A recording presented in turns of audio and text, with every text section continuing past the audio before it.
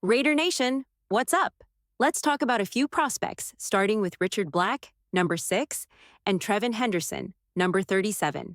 With Gino Smith's contract extension, I think this would be an excellent starting point for the Raiders in the draft. While many fans are leaning toward a cornerback, I believe Mio, number 6, is the top offensive tackle in this year's draft class. Trevin Henderson, number 37, on the other hand, is one of the best pass-catching running backs in the draft, and he excels at pass protection as well. Adding both of these players would be a solid move, showing a strong commitment to the quarterback you just locked down with a $75 million contract, $66.5 million of which is guaranteed. Now, let's move on to the Raiders' next picks. Ashton is high on Shedeur Sanders in the second round, and while I like Chip Kelly's system, I'm not sold on drafting Sanders anymore. The reason? He doesn't immediately help a team that's aiming to win in the next couple of seasons. With Gino Smith set to be the Raiders' quarterback for at least the next 2 years, possibly even 3, it's clear that the team's focus needs to be on players who can contribute right away. When we look at the Raiders' position in the league, we're still not a top 16 team on offense, though we're probably in that 16 to 20 range. Defensively, we're close to that same position. We've got a lot of work to do to build up both sides of the ball, and with 9 draft picks remaining and cap space to add key players in free agency, there's still a lot of potential to improve. Right now, I'd say the Raiders are an average team, but they've got the foundation to take the next step. Switching gears, let's talk about Trey McBride and the Cardinals. They just agreed to a 4-year, $76 million deal, making McBride the highest-paid tight end in the league. This brings up an interesting question. Will Bowers get a $100 million deal when his rookie contract is up? Considering the way rookie deals work, with a 5th-year option for first-round picks, Bowers will likely see a huge payday after his 4th season, similar to McBride. If McBride is getting 4 years for $76 million, I'd expect Bowers to command at least $100 million for a similar deal. And honestly, by then, it wouldn't be surprising if his value was closer to $27 million per year. One thing that'll be interesting about the current contract situation is the future TV deal the NFL is gearing up for in 2028. That's when the league is expected to sign a new, massive TV contract, and when it hits, the money flowing into the league will be even bigger. Each year, the financial landscape keeps getting more lucrative. As for Bowers, when it's his time to get paid, he's going to reset the market. The deal Trey McBride just signed will seem small in comparison. Now, let's talk about Seattle. How does their decision to pass on paying Gino Smith look now, especially considering what they gave Sam Darnold? Honestly, I think we're coming out on top here. I'm actually glad you brought this up because it's a point that's been floating around. Reports had Gino looking for a contract in the range of $40 to $45 million per year, which was one reason he left Seattle for the Raiders. Looking at Darnold's contract, which is 3 years for $100 million and $500,000, and factoring in Gino's current deal with $31 million already on top of it, his effective contract is actually 3 years for $106 million. The real difference here is the guaranteed money. Gino got $66.5 million guaranteed, while Darnold didn't receive as much, though I can't remember the exact number. If you had told me back on March 7th that the Raiders would land Gino at this price, I honestly wouldn't have believed it. That's not how it was reported at the time. But now, we've got a top-tier quarterback at a bargain rate. Gino Smith, a legitimate top 14 quarterback, is an incredible value for us. Over the last few seasons, he's been one of the most accurate quarterbacks in the league. In fact, he ranked number 1 in accuracy in 2023, number 1 in 2022, and number 3 in 2021. Over the last 4 years combined, Gino ranks as the most accurate quarterback, with Joe Burrow and Kirk Cousins rounding out the top 3. Gino Smith can sling the ball, and I'm excited to see what he does this year. Switching gears to Patrick's question, who might the Raiders trade before the NFL draft? One name that comes to mind is Michael Mayer. There's also a chance Tyree Wilson could be moved, although I know that might be an unpopular opinion. But the name I'm actually thinking about might surprise some people. Sometimes, things don't always go as expected, and that's just the nature of the NFL. Take mailbags, for example. People always have different opinions. Recently, John Spytek was discussing the offensive line and some of the battles for starting spots. He mentioned players like JPJ Jordan Meredith and noted that Alex Cap wouldn't be fighting for a starting job. But what caught my attention is that the Raiders' first move was to sign Cap to a 2-year, $1 million deal, which really ends up being a 1-year prove-it deal with a $5.5 million base. Dylan Parham might be a surprising trade candidate if we're going to get bold here, especially considering some of the comments John Spytek made and the recent moves the Raiders have made. You never know how these things will play out, and that's why I want to hear from you. If the Raiders were to trade a player right now, who do you think it could be? Drop your thoughts in the comments below. Now, let's talk about potential trades. Christian J. Rivera asked about a possible trade for Chris Olave, whether a 4th or 5th round pick and Michael Mayer would be enough. Honestly, I don't think that gets it done. I'd say the minimum would be a 3rd round pick plus Mayer, and then maybe the Saints would entertain the idea. But it's going to take more than that to pull off a deal for Olave. Raider Tone also brought up some linebacker options. He mentioned EJ Speed being a possible signing, along with Kaiser White or Isaiah Simmons. He also brought up drafting Cody Simon in the 4th round. The Raiders did bring in Simon for a visit, so he's definitely a player they're keeping an eye on. However, I don't know if they'll sign any linebackers. I could see the Raiders looking to draft an outside linebacker, possibly someone like Jalen Walker. They're also considering some interior linebackers. Carson Singer from UCLA could be a name to watch as well.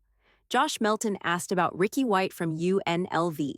What do I think about him, and when could he be drafted? I'd say White is probably going to go in the 7th round, maybe as an undrafted free agent, UDFA. He's a solid special teams player, and when you look at the back end of the draft, particularly picks 213, 215, and 222, that's probably the range where you'll see him land if he gets drafted. When it comes to players, I always want someone who's not only going to contribute on special teams, but also wants to be a part of the team. This guy had 4 blocked punts and can bring some solid special teams ability. But what really stands out is his desire to be a Raider. He said, "I want to stay in Las Vegas. I would love to play for the Raiders." That's the kind of attitude I want in a player. If I can get him in the 7th round, that's a solid investment in my book.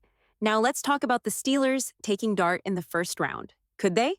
Absolutely. It would remind some people of when they took Kenny Pickett around the same spot. While their styles are different, I don't think either of them are necessarily the long-term solution for Pittsburgh. But who knows? It could work out for them. Gabriel Sanchez made an interesting point. He believes if fans don't think the Raiders have been one of the smartest teams this offseason, they just don't understand football. I try to stay away from the "you don't know ball" comments because I know they can rub people the wrong way. But as someone who's been closely following the team, I really believe people don't fully recognize the plan the Raiders are putting in place. This is the same plan that's worked for Pete Carroll and John Spytek. The Raiders aren't overspending in free agency because they're confident in their ability to draft. You see teams all the time that don't trust their draft skills and end up overpaying in free agency. The Raiders, on the other hand, have confidence in their drafting ability, and that's why you're seeing a more methodical approach to roster building. Now, onto a question from my man, Nowman. He asked if having a top offensive and defensive line really makes positions like running back and cornerback less important. My answer, every position matters. If I were the Raiders, I wouldn't overthink it and focus too much on one specific area. Whether it's offensive line, defensive line, running back, or cornerback, the goal should always be to bring in great football players. Sometimes teams overcomplicate things, but taking a player like Bowers was a great pick for the Raiders. Bowers is a great football player who can be used in a variety of ways. And if you're the Raiders, you just need to add more of those kinds of players. There are so many holes on this roster. It's hard to focus on just one area. If it were just one hole, no problem. We could fill it easily. But with so many gaps across the roster, the Raiders need to bring in as much talent as possible to make this team better. That's the key to improving this squad. Add good football players, plain and simple. Now, real fans of the Raiders Report know what time it is. If you're truly a fan, hit that subscribe button, turn on the notifications, and let me know you're a real one by dropping a real one in the comments below. Let's keep this show rolling. Jeremiah Mitch asked about the chance of the Raiders drafting Shedeur Sanders at number 6. I'd say there's about a 5% chance, and honestly, that's a fair estimate. It's not 0, but it's definitely not a high probability. That 5% feels like the right range for this kind of pick. C Money brought up a potential move for Elijah Moore. He asked about the possibility of going after Moore if the Raiders are looking at Hunter Renfrow. If I had to choose between signing Renfrow or Elijah Moore, I'm taking Moore without hesitation. And while I love Hunter Renfrow, I'll be honest. If the Raiders signed Renfrow, we'd throw a party on the show. But when you look at what this team needs, adding another slot receiver makes sense, and Moore could be a more cost-effective option. However, I'd keep bringing up Robert Woods. He's a reliable slot receiver with some solid hands, and he has connections to the Raiders coaching staff. That being said, if the Raiders land Moore, I'd definitely be excited about it. Raven69 asked about the safest pick at number 6. In my opinion, the safest pick is simply the best player on the Raiders' big board. It might sound like a cop-out answer, but it's true. If the Raiders have Ashton Genty at the top of their board, they should take him. If Armin Mayo is their top-ranked player, go with Mio. If Mason Graham is their guy, take Graham. The safest move is to just trust your board and grab the best player available. When it comes to the safest prospects the Raiders could take at number 6, I still think the top 3 players I mentioned earlier should be considered. But honestly, Jalen Walker deserves a mention here as well. There's a lot of buzz surrounding him, and from what I've been hearing, he's a name that could make sense for the Raiders. As for Tedo McMillan, I'm probably out on him at 6. Not that I wouldn't draft him in the first round, but at number 6, I just don't see it anymore. Jacob asked about Dallas trading for Milton and whether that rules out Shedeur Sanders for the Cowboys. I think yeah, kind of.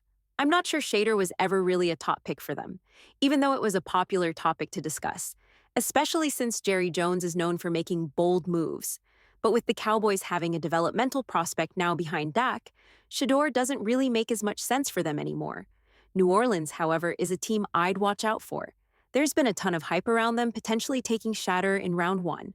I've even heard people calling him Sitterin lately, which is a bit much, but you get the point. Mr. Bakes a Lot brought up Tommy Eichenberg's role next to or over Allen Roberts and Devin White. I get where you're coming from, but here's the thing. The current regime didn't draft Eichenberg, and that matters. That's how the NFL works. If a player wasn't brought in by the current staff, they're just not as committed to him. If he fails, it's easy for the organization to say, well, that wasn't our pick. Unfortunately, for a lot of players from last year's draft, they're not going to be the staff's top priority. Eichenberg is a good linebacker, but right now, he's not better than Allen Roberts. I might even have more confidence in Eichenberg than in Devin White as an every-down linebacker. But the reality is, Eichenberg has to fight for his spot. I feel bad for those guys, but that's the nature of the NFL. One of the biggest challenges in the NFL is when you're constantly changing coaches every year. You bring in different players, run different schemes, and ask them to do things that may not suit their strengths. The key to long-term success is finding consistency and locking into a system that works. This coaching staff needs to commit to a scheme and stick with it, which will make it easier for the players to develop and thrive. Thankfully, Patrick Graham is still around, and that continuity should help. Yoda asked about the new NFL kickoff rule, specifically the shift to the 35-yard line for touchbacks. This change definitely has a significant impact on the game, especially in terms of special teams. I talked about this in more depth on Tuesday's show, where I broke down all the new rules and how they'll affect the Raiders. My take is that this rule actually benefits offenses, as it creates better starting field position. For the Raiders, having a kicker like Daniel Carlson, one of the most accurate in the league, only makes this rule even more beneficial. While this new rule creates more depth across rosters, it's not just about the 35-yard line rule. The shift also helps teams who might be dealing with injuries throughout the season. More depth gives them the ability to withstand the injury bug and still stay competitive.